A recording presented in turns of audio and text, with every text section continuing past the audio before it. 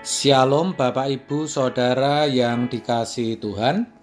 Seri pengajaran hari ini Selasa 17 Agustus 2021 berjudul Kemerdekaan sejati itu tidak instan.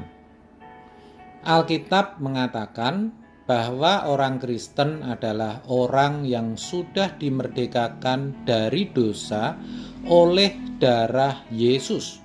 Roma 6 ayat 18. Namun demikian, kemerdekaan yang sesungguhnya memang belum berlangsung atau benar-benar dialami oleh orang Kristen.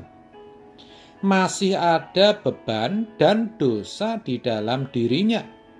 Ibrani 12 ayat 1. Untuk mengalami kemerdekaan yang sejati, tidak bisa seketika atau instan. Itulah sebabnya orang Kristen harus mau teguh berdiri, harus gigih, harus tekun. Hal ini dinyatakan dalam Galatia 5 ayat yang pertama. Demikian, supaya kita sungguh-sungguh merdeka, Kristus telah memerdekakan kita. Karena itu, berdirilah teguh dan jangan mau lagi dikenakan kuk perhambaan. Dari ayat ini, kita tahu bahwa tanpa Kristus memerdekakan kita, kita tidak akan sungguh-sungguh merdeka, yang maksudnya bisa benar-benar bebas dari perbuatan dosa.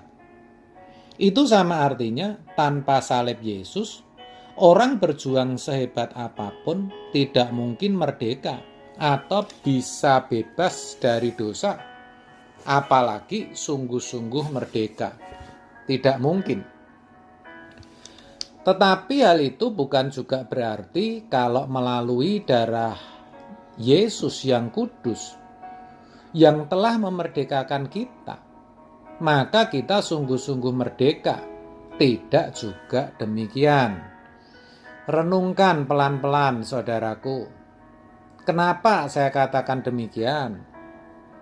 Karena memang faktanya kita memiliki apa yang dinamakan kodrat atau karakter dosa. Oleh kodrat atau sifat inilah, maka Paulus mengatakan dalam Roma 7 ayat 15, sebab apa yang aku perbuat aku tidak tahu, karena bukan apa yang aku kehendaki yang aku perbuat, tetapi apa yang aku benci, itulah yang aku perbuat. Aneh ya saudara? Enggak suka, dibenci, tapi dilakukan. Dan itu yang tidak baik, yang tidak sesuai dengan kehendak Allah. Nah, kenapa Paulus mengatakan demikian?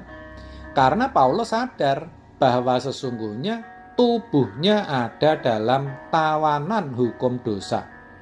Roma 7 ayat 23 menuliskan, tetapi di dalam anggota-anggota tubuhku, aku melihat hukum lain yang berjuang melawan hukum akal budiku dan membuat aku menjadi tawanan hukum dosa yang ada di dalam anggota-anggota tubuhku. Jelas dari ayat ini kita tahu bahwa tubuh manusia sebenarnya menjadi tawanan hukum dosa. Maka dalam ayat yang kita renungkan tadi, Galatia 5 ayat 1, dikatakan supaya kita sungguh-sungguh merdeka. Sekali lagi, yang dimaksudkan di sini merdeka dari kodrat dosa.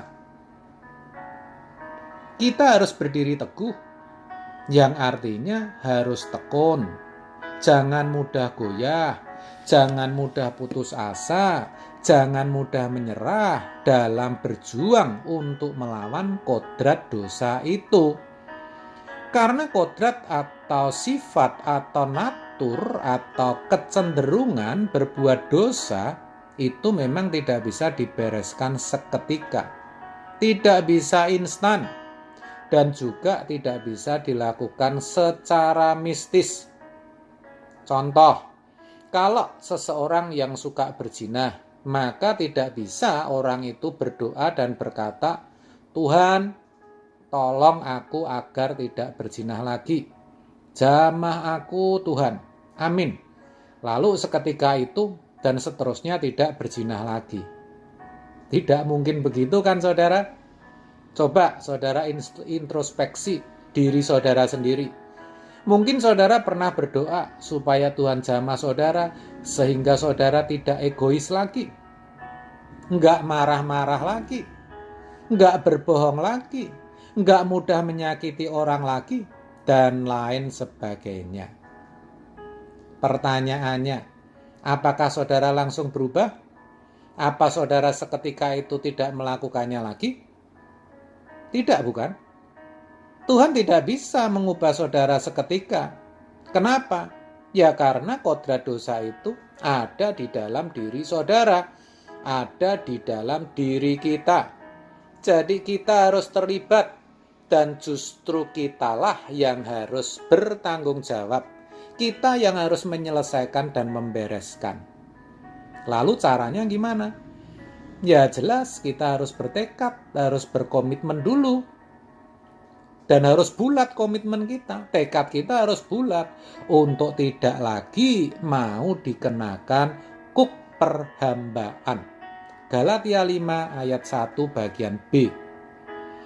Kalau kita sudah bertekad, berkomitmen untuk tidak menjadi budak dosa lagi, maka meskipun dalam perjuangan kita melawan dosa, jatuh bangun, kita tidak putus asa. Kita akan tetap teguh berdiri sampai kita sungguh-sungguh merdeka. Lah, di sini saudara mungkin bertanya, "Loh Pak, tapi di ayat tadi kan dikatakan, maksudnya di Galatia 5 ayat 1, supaya kita sungguh-sungguh merdeka, Kristus telah memerdekakan kita." Lalu maksudnya Kristus telah memerdekakan kita apa, Pak? Nah, maksudnya bahwa kita telah dibenarkan. Artinya meskipun ada dosa, untuk sementara tidak dianggap berdosa. Meskipun belum berkeadaan merdeka dari kuasa dosa, dianggap sudah dimerdekakan. Supaya oleh darahnya kita bisa dikuduskan dan dibawa kepada Bapa, sehingga Bapa bisa memberikan rohnya dalam tubuh kita. Setelah itu, kita orang-orang Kristen dengan pertolongan Roh Kudus harus bisa benar-benar merdeka dari dosa. Itu proses. Makanya tadi saya katakan kemerdekaan di dalam Kristus itu tidak instan. Mari saudara, selagi masih ada waktu, ada kesempatan, mari kita berjuang agar kita bisa menyelesaikan kodrat dosa dalam diri kita. Amin. Tuhan Yesus memberkati.